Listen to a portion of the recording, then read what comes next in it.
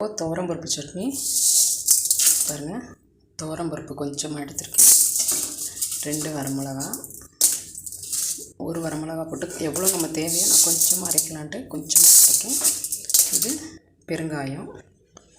இப்போது இதை போட்டுட்டு நல்லா கொஞ்சமாக எண்ணெய் ஊற்றி வறுத்துடணும். இப்போது இதில் எண்ணெய் ஊற்றிருக்கேன்.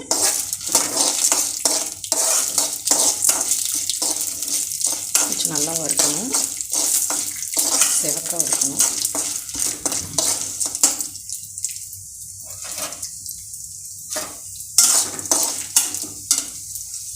கொஞ்சமாக புளி ஊற வச்சுக்கணும்.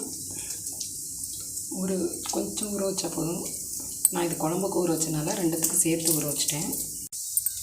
பாருங்கள், நல்லா வறுபட்டுருச்சு, செவக்க வறுத்தாச்சு. இங்கே பாருங்கள், நல்லா செவந்துருச்சு.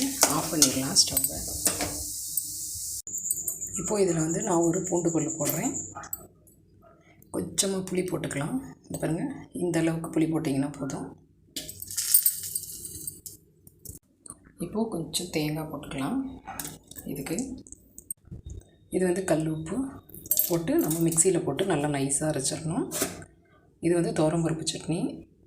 இப்போ ஒரு மிக்ஸி ஜாரில் நான் இந்த துவரம் பருப்பு, பூண்டு, பெருங்காயம், வரமிளகா, தேங்காய், உப்பு எல்லாம் போட்டு புளி போட்டு நாம் நைஸாக அரைச்சிக்க. ரொம்ப நைஸாக அரைக்கக்கூடாது, கொஞ்சம் குறகுறப்பாக அரைச்சிக்கிட்டோம்னா தான் இந்த துவரம் பருப்பு சட்னி ரொம்ப நல்லாயிருக்கும்.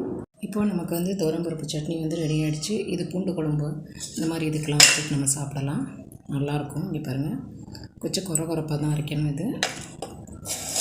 இது புளி சாதம் இந்த மாதிரிக்கு கூட நம்ம சைட் டிஷ்ஷாக வச்சுக்கலாம், ரசத்துக்கு. அப்புறம் நம்ம கொஞ்சமாக சுட சுட சாதம் போட்டு நெய் போட்டு சாப்பிட்டோம்னா கூட சூப்பராக இருக்கும் இந்த சட்னி. இது ரொம்ப டேஸ்ட்டாக இருக்கும், துவரம் பருப்பு சட்னி.